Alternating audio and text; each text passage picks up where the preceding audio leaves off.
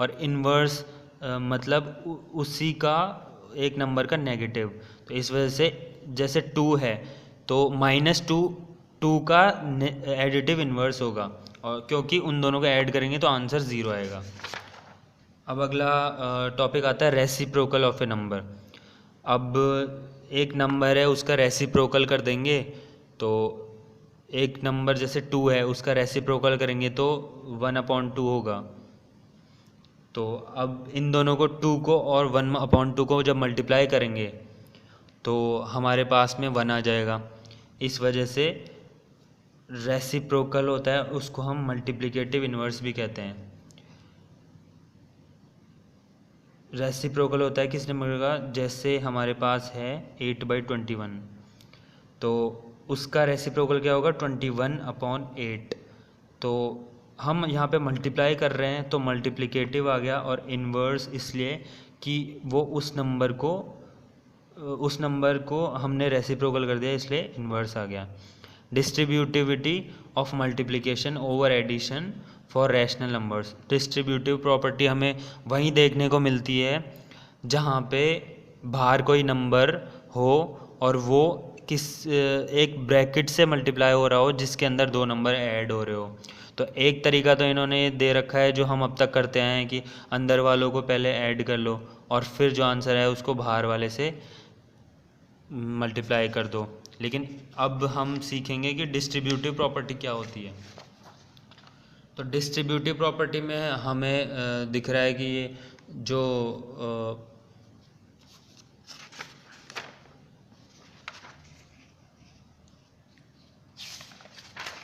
Distributive property हमारे पास इन दोनों को अलग से मल्टीप्लाई करना है, और -3/4 और 5/6 को अलग से मल्टीप्लाई करना है, और जो दोनों आंसर है उन दोनों को ऐड कर देना है। देखिए -3/4 और -5/6 को मल्टीप्लाई कर लिया,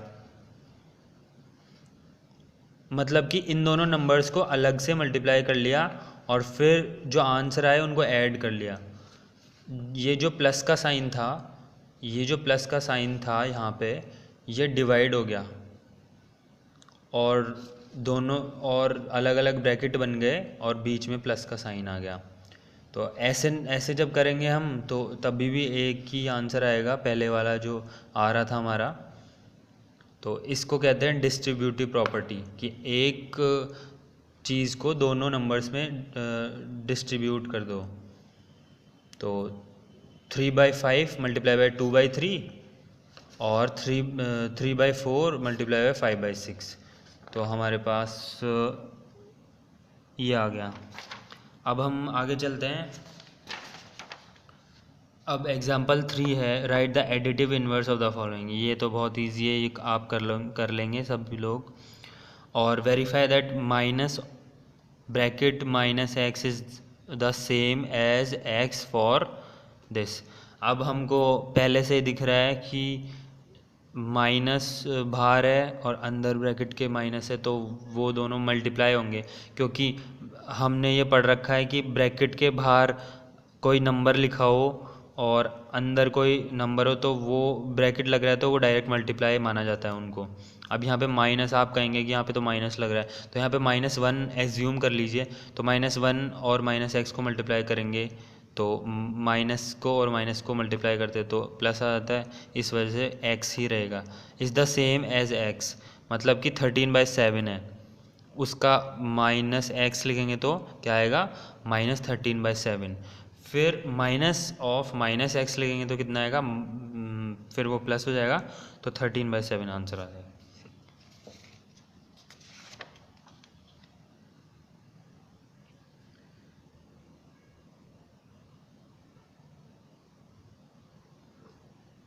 अब हमको एक बहुत अच्छा एग्जांपल यहाँ पे देखने को मिल रहा है कि हमने डिस्ट्रीब्यूट तो कर दिया, लेकिन अगर डिस्ट्रीब्यूट हो रखा हो तो उसको वापस से एक जगह लिख भी सकते हैं अपन। अब जैसे हमको दिख रहा है कि यहाँ पे कम्यूटेटिव प्रॉपर्टी लगाएंगे पहले तो कम्यूटेटिव प्रॉपर्टी लगाएंगे तो इन दोनों को इंटरचेंज कर, इनकी पोजीशन इंटरचेंज कर देंगे 1/14 की, और ये जो नंबर लिखा हुआ है इसकी। तो 1/14 को लास्ट में कर दिया और इसको इधर कर दिया। अब इसके अंदर हमको दिख रहा है कि 3/7 है ना, -3/7 या 3/7 वो कॉमन आ रहा है।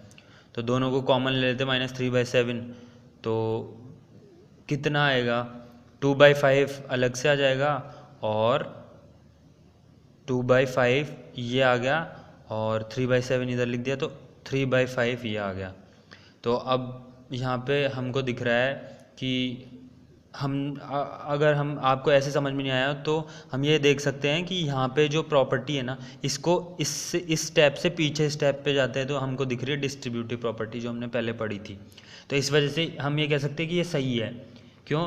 क्योंकि इस स्टेप से हम पीछे वाले स्टेप में जा रहे हैं तो वो डिस्ट्रीब्यूटिव प्रॉपर्टी नज़र आ रही है हमको। तो इसी वजह से ये डिस्ट्रीब्यूटिव प्रॉपर्टी और कम्यूटेटिव प्रॉपर्टी में आपको मुझे लगता नहीं कोई दिक्कत आई होगी।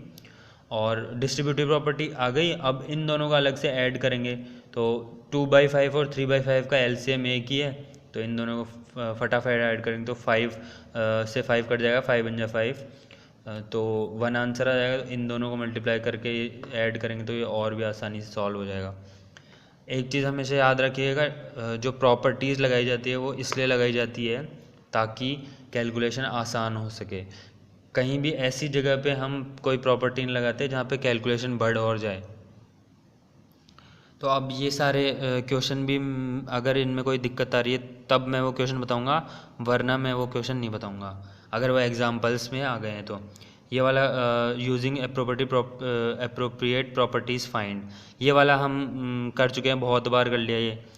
और additive inverse of the following, additive inverse क्या होता है? एडिटिव इन्वर्स वो होता है कि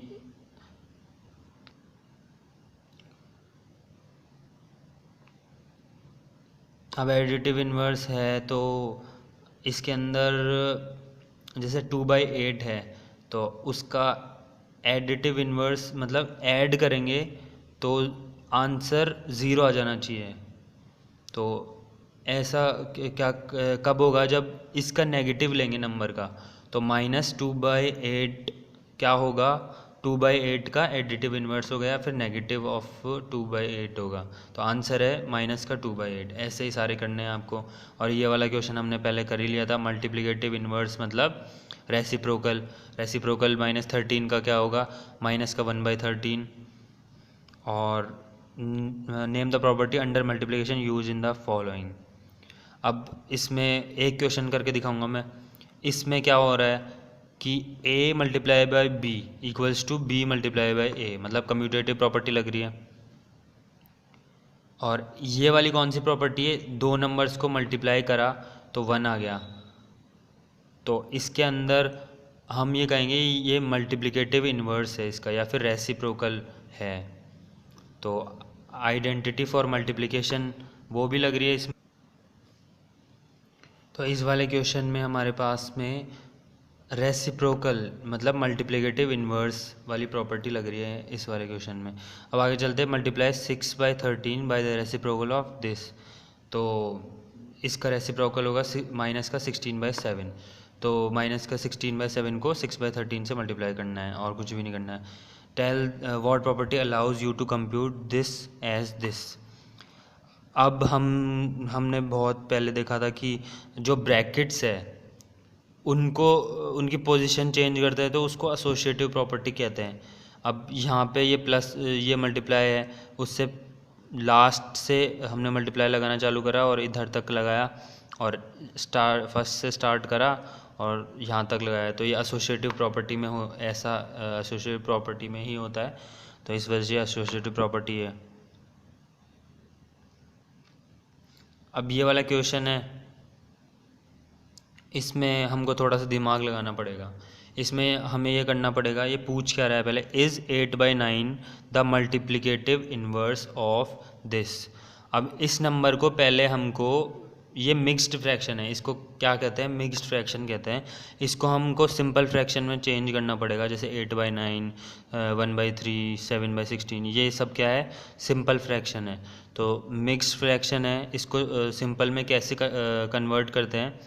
जो डिनोमिनेटर होता है उसको मतलब हम ऐसे जो ये एंटी क्लॉकवाइज चलते हैं हम 8 को 1 से मल्टीप्लाई करेंगे, कितना आया -8, हमारे पास में आया -8 1 जा 8, लेकिन यहाँ पे माइनस है तो इस माइनस को तो 8 1 जा 8 और जो ऊपर होता है वो रिमाइंडर होता है। जैसे डिवाइड करेंगे तो जो नीचे वाला है वो डिवीज़र के फॉर्म में होता है और इधर वाला क्वोशिएंट के फॉर्म में होता है और जो ऊपर होता है वो रिमाइंडर के फॉर्म में होता है। तो रिमाइंडर को ऐड करते हैं, divisor multiply by quotient plus remainder, हमारे पास में डिविडेंट आ जाता है। तो 8 1 जा 8 और ऊपर जो है उसको ऐड करेंगे तो +1, तो 8 + 1 9, तो -9/8 आंसर आ गया। -9/8 है तो -9/8 क्या इसका मल्टीप्लिकेटिव इन्वर्स है क्या? तो 8/9 का मल्टीप्लिकेटिव इन्वर्स कितना होगा?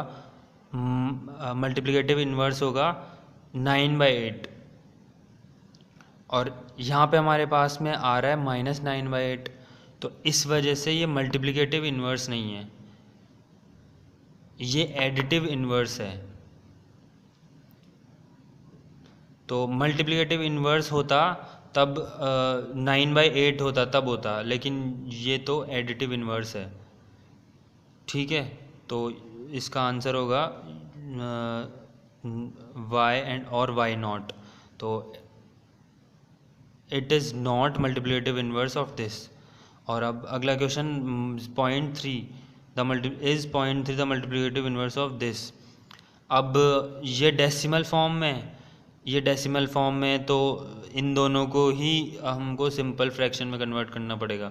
0.3 बाय इसका डेसिमल हटेगा तो 3/10 हो जाएगा, ये 3/10 हो जाएगा। तो 3/10 ये हो रहा है और ये कितना हो रहा है 3, इसको सिंपल फ्रैक्शन में कैसे करेंगे? 3 3 जा 9 +1 10/3, तो 3/10 उसका मल्टीप्लिकेटिव इन्वर्स कितना होगा? यहाँ पे 3/10 आ रहा था, इसका मल्टीप्लिकेटिव इन्वर्स होगा 10/3, तो वही चीज़ ये आ रहा है। इस वजह से इसका आंसर होगा yes, it is the multiplicative inverse of this. ठीक है,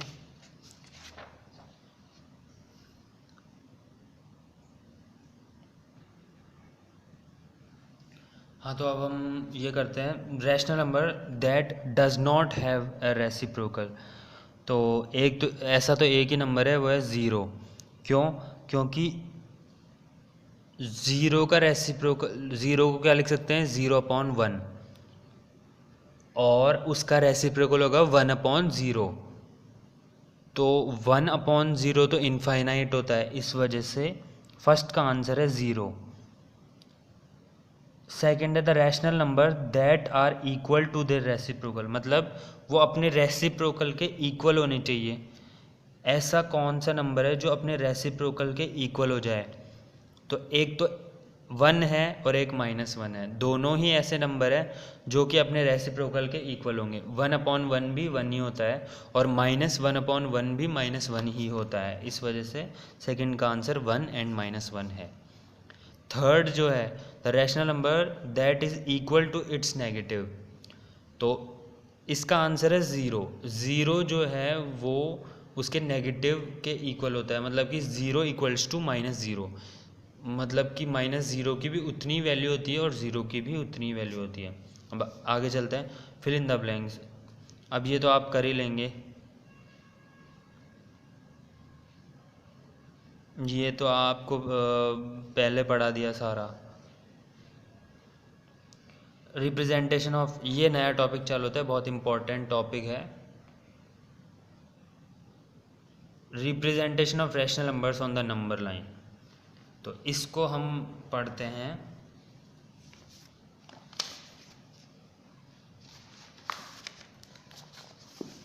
तो देखिए, सबसे आसान तरीका है कि सबसे पहले तो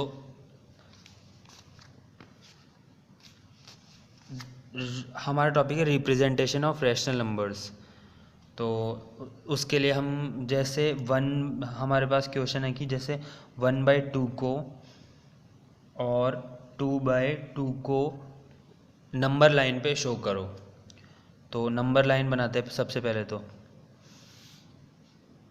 ये आ गया 0, ये आ गया 1, ये आ गया 2। अब 2/2 कितना होता है? 1 ही होता है। मतलब कि ये जो है 1/2 और 2/2 दोनों कहाँ पे आ रहे हैं? 0 और 1 के बीच में ही कहीं ना कहीं आ रहे होंगे।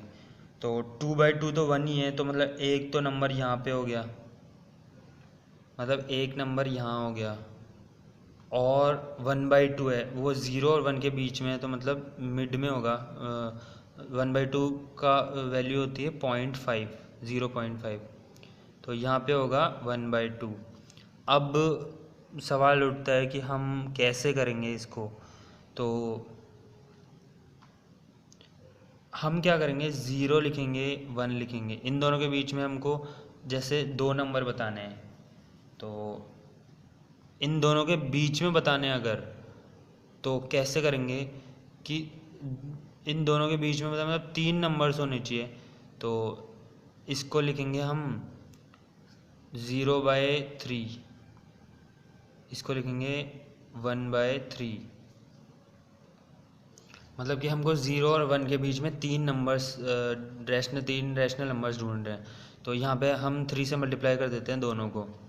तो ये भी 0 ही होगा, क्योंकि 3 1 3, 3 1 3, और 3 1 3, 3 1 3, ये भी 1 ही होगा। तो मतलब ये कितने आ जाएंगे दोनों? 0/3 और 3/3। अब देखो यहाँ पे हम इसको बनाने की कोशिश करते हैं। 0 आ गया, ये 1 आ गया, तो 3/3 मतलब 1 है, मतलब कि ये 3/3 भी यही नंबर है, और 0/3 भी यही नंबर है। ठीक है, तो अब इसके 3 टुकड़े करते हैं, 1/3, 2/3 और 3/3, तो ये खुद नंबर खुद ही हो गया। तो मतलब 0 और 1 के बीच में हमको दो नंबर्स ढूंढने हैं, तो हम 3 से मल्टीप्लाई करेंगे, क्योंकि वो जो तीसरा होता है वो खुद ही हो जाता है। तो मतलब एक एक्स्ट्रा से मल्टीप्लाई करते हैं ऊपर नीचे। ठीक है, अब हमको जैसे नंबर 5 ढूंढने हैं। अब ले लेते हैं कि हमको जैसे 1/2 है और 2/5 है। अब नंबर लाइन की इसमें वैसे अगर नंबर लाइन का कोई क्वेश्चन है तो ऐसे कर देना है। अगर ऐसे सीधा बोला जाए कि दो रैशनल नंबर्स के बीच में जैसे 5 नंबर या 10 नंबर निकालो, तो ऐसे करना है। तो सबसे पहले तो इन दोनों का एलसीएम लेंगे, एलसीएम 10 आएगा। तो इसका डिनोमिनेटर 10 बनाने के लिए ऊपर नीचे 5 से मल्टीप्लाई है, इसका डिनोमिनेटर 10 बनाने के लिए ऊपर नीचे 2 से मल्टीप्लाई है। तो ये 5/10 हो गया, ये हो गया 4/10 हो गया। अब देखो साफ साफ तो यही दिख रहा है कि यहाँ पे 5/10 है, 5/10, तो 4/10 और 5/10 उसके जस्ट बाद आएगा। सबसे पहले तो ये 0 और 1 के बीच में आएंगे दोनों, क्योंकि 0 का मतलब होता है 0/10 और 1 का मतलब होता है 10/10। तो ये दोनों आएंगे, यहाँ पे 10 टुकड़े करेंगे, 1 2 3 4 5 6 7 8 9 और 10वां ये खुद ही हो गया। तो ये जो होगा 1 2 3 4, तो 4/10 ये वाला होगा और 5/10 ये वाला होगा। अब हमको 1/2 और 2/5 के अंदर मान लो 5 नंबर चाहिए। तो ये तो सबसे पहले तो एलसीएम लेने के बाद में तो हमको इनकी ओरिजिनल वैल्यू, इनकी ओरिजिनल लोकेशन पता चल गई। अब इनके भी और टुकड़े करके यहाँ पे गए हमको 5 नंबर चाहिए। तो अब हमने पहले पढ़ा था कि जैसे 5 नंबर चाहिए तो 6 से मल्टीप्लाई करेंगे, क्योंकि हमको 2 नंबर चाहिए थे, तो हमने 3 से मल्टीप्लाई यहाँ पे करा था। तो अब आगे अगला पेज निकालते हैं। अब जैसे 4/10 है, 4/10 और 5/10 है, तो इसके अंदर हमको 5 नंबर चाहिए, तो ऊपर नीचे जैसे 6 से मल्टीप्लाई कर देते हैं दोनों को, क्योंकि डिनोमिनेटर तो दोनों का सेम ही है। तो ये 24/60 हो गया और ये हो गया 30/60। तो देखो 24/60 है। अब इन दोनों के बीच में क्या आएंगे, 25/60, 26/60, 27/60, 28/60, 29/60 और 30/60 तो ये खुद ही हो गया। तो 1 2 3 4 5 नंबर्स हमको मिल गए। बस सारे क्वेश्चन ऐसे ही होंगे। तो अब इसको हम नंबर लाइन पर रिप्रेजेंट करेंगे तो कैसे करेंगे, ऐसे करेंगे कि 4/5 है, सॉरी 1/2 है, 1/2 है और 2/5 है। इसी को हम लिख सकते हैं 5, इसी को लिख सकते हैं, ये नंबर छोटा है तो ये इधर आएगा, सॉरी, तो 2/5 और 1/2। तो 2/5 को हम लिख सकते हैं 4/10 और 1/2 को लिख सकते हैं 5/10। अब इसको ऊपर नीचे 6 से मल्टीप्लाई करा था तो 4/10 को ही हम लिख सकते हैं 24/60 और इसी नंबर को लिख सकते हैं 30/60। तो ये जो नंबर, ये तीनों नंबर एक ही है, ये तीनों नंबर एक ही, इनकी वैल्यू अगर हम काटेंगे ना तो एक ही आएगी, 2/5 और 1/2। तो अब इसके बीच में जितने भी नंबर आएंगे ना वो क्या आएंगे, ऐसे लिखेंगे 25/60, 26/60, 27/60, 28/60, फिर 29/60 और 30/60। तो ये 5 नंबर हो गए। ये हो गया इनका representation on the number line. अब जैसे क्वेश्चन देख लेते हैं। ये फर्स्ट वाला तो हमको आता है represent the number on the number line. हाँ, ये वाला क्वेश्चन कर लेते हैं, ये वाला 7/4 वाला। तो सबसे पहले हम क्या करेंगे, हम ये देखेंगे वो 0 और 1 के बीच में है या फिर उनसे बड़े हैं, 1 से बड़ा है। तो सबसे पहले क्या करेंगे, 7 और 4 का डिवीजन करेंगे। तो 4 1 जा 4, 3 आया। तो इसको कैसे शो करेंगे, 7/4 को हम लिख सकते हैं, इससे पता चल रहा है। तो अब ये जो 4 है वो तो हमेशा नीचे ही रहेगा। अब 1 यहाँ जाएगा और रिमाइंडर जो होता है वो कहाँ होता है, ऊपर आता है। तो 1 इसको बोलेंगे 1 and 3/4। अब इससे हमको क्या पता चल रहा है, इसको हम ऐसे भी लिख सकते हैं 1 + 3/4, ये दोनों एक ही चीज़ होती है। तो सीधा सीधा सा पता चल रहा है कि 1 जो है वो तो फुल है, मतलब कि ये 1 से बड़ा ही है। 1 में कुछ जोड़ रहे हैं हम तो वो तो 1 से बड़ा ही होगा। तो और ये जो दूसरी चीज़ हम जो जोड़ रहे हैं वो 1 और 0 के बीच में है, तो मतलब 2 से 1 और 2 के बीच में होंगी ये जो चीज़ है। तो हम इसको लिखेंगे 1, यहाँ पे 0 आएगा और यहाँ आएगा 2। अब ये 1 और 2 है। अब ये जो 4 है डिनोमिनेटर इसका, ये डिनोमिनेटर 4 है।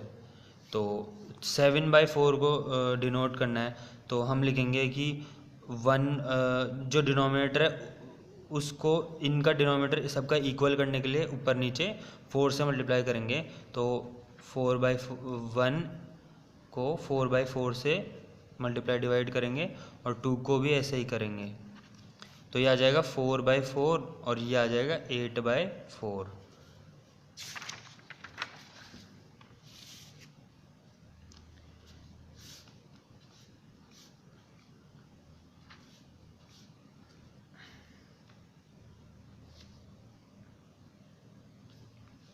अब यहाँ पे हमको दिख रहा है कि 0 को हम 0/4 भी लिख सकते हैं। 1 को 4/4 भी लिख सकते हैं और 2 को 8/4 भी लिख सकते हैं, और हमने पहले करके देख भी लिया तो उससे भी पता चल रहा है। तो अब हम स्टार्ट करेंगे 1/4, 2/4, 3/4 और 4/4। फिर लिखेंगे 5/4, 6/4, 7/4 और 8/4। तो हमारा क्वेश्चन था कि हमको 7/4 की लोकेशन बतानी है नंबर लाइन पे। तो ये जो है नंबर लाइन पे 7/4 यहाँ पे आ रहा है। तो ऐसे जो एलसीएम क्या डिनोमिनेटर है उसको इक्वल करना पड़ता है सबसे पहले। तो हमको पता था कि जो सबसे पहले तो हमने डिवाइड करा इसको, फिर उसके बाद में उसकी लोकेशन देखी कि वो किसके बीच में, 0 और 1 के बीच में या 1 और 2 के बीच में। तो फिर डिनोमिनेटर जो है उसको इक्वल कर दिया सबके लिए, और फिर इसकी लोकेशन पता चल गई हमको। तो सारे क्वेश्चन हम ऐसे ही करेंगे।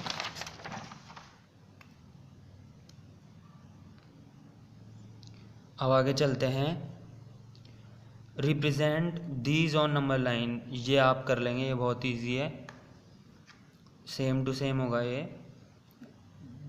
इनकी लोकेशन देखेंगे सबसे पहले। अब हमको दिख रहा है कि ये जो डिनोमिनेटर है वो बड़े हैं, डिनोमिनेटर जो है, और जो न्यूमरेटर है वो छोटे हैं। मतलब इसका मतलब ये हो गया कि ये 0 और -1 के बीच में, क्योंकि सारे नंबर नेगेटिव है, तो ये 0 और -1 के बीच में। तो 0 को भी हम 11/11 से मल्टीप्लाई करेंगे और 1 को भी हम 11/11 से मल्टीप्लाई करेंगे। तो आप जब इसको मार्क करने लगेंगे तो आपको सब समझ में आ जाएगा। फिर write 5 numbers which are smaller than 2।